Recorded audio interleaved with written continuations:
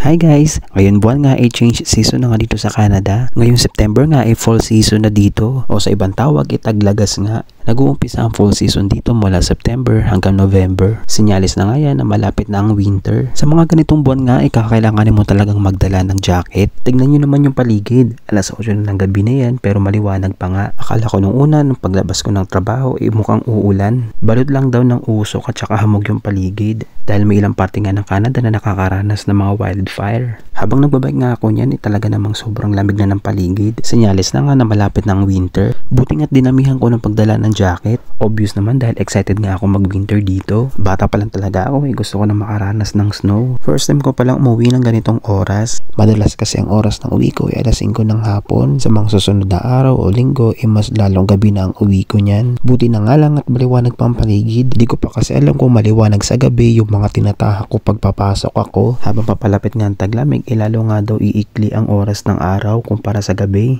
Pero sabi ng mga napagtanungan ko, safe nga daw magbike dito lalo na kapag gabi. Basta lang daw magdoble ingat lalo na sa pagmamaneho. Iniisip ko nga kung paano pa ako makakapagbike nito lalo na sa taglamig. Gaya nga nasabi ko, malayo ang binabiyahe ko mula bahay hanggang trabaho. Kaya naman ang advice nila sa akin, maghanap na nga daw ako ng malilipatan na malapit sa trabaho. Sa paghahanap nga ng mauupahan dito, hindi nga ganun kadali. Unang-una syempre, kailangan mo isalang-alang yung magiging presyo ng uupahan mo.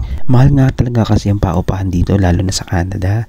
Pero depende pa rin yan sa mga probinsya. Ang pinakamurang ang paupahan dito sa Canada ay nag-range ng 450 Canadian dollar per month o mga kulang-kulang nasa 20,000 pesos per month. Hindi pa kasama dyan yung mga utilities gaya ng tubig, ilaw, lalo na yung wifi. Madalas nga mga paupahan dito sa Canada ay mga nasa basement nga.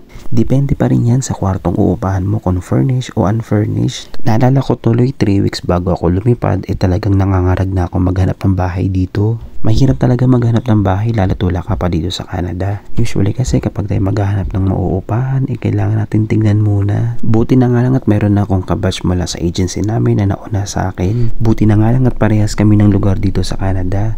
Kaya naman sa kanya ako nagpatulong kung saan may mauupahan dito. Ganito pala itsura guys ng kalsada dito sa amin lalo na kapag gabi. First time ko nga magbike ng ganitong oras. Sa mga oras na yan, namamanhid ang mga kamay ko dyan sa sobrang lamig. Hindi pa kasi ako nakakabili masyado ng mga gamit na pang winter. Siguro kapag nag-day out na tayo, tsaka tayo mamimili. Hindi ko kasi matsyempuhan yung mga thrift store dito na malapit. Maaga kasi sila nagsasara, usually mga alas 5 o alas 6 ng gabi.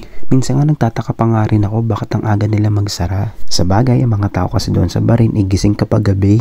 Dito kasi ibang iba, alas 7 o alas 8 ng gabi, wala na masyadong tao sa kalsada. Siguro nga matagal pa ako bago makapag-adjust dito sa Canada. Lahat kasi ng bagay dito ay talaga naninibago ako. Pero okay lang yan dahil sa mga ganong sitwasyon talagang natututo tayo. O siya, hanggang dito na lang muna. Buyers!